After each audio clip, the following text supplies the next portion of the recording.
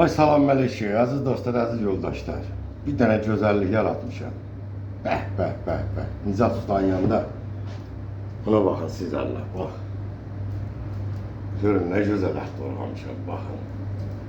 Sanki bir gözəllik tablosudur, sənət əsərdir. Görürsünüz, baxın.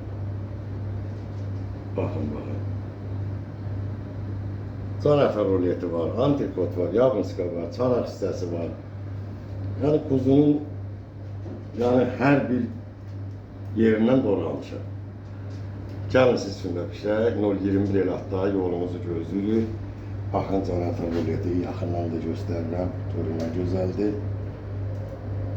Bax bunlar da yabınskalarıdır. Görürsün. Gəlin siz üçün də pişək, Allah hər birinizi qorusun.